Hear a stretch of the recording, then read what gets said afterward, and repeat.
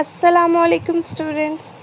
These are wind farms installed at sea manufacturing clean energy to protect the environment.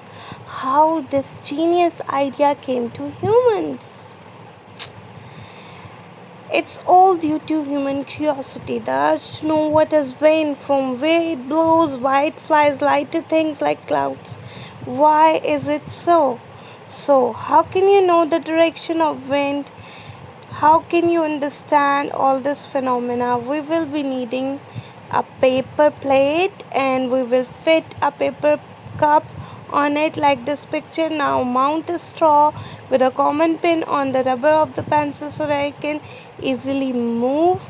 You can now know what is the direction of wind. The straw will move and will point out the direction of wind like this arrow. And when we know the wind direction, we can install the windmills easily. Thanks for watching. Allah Hafiz.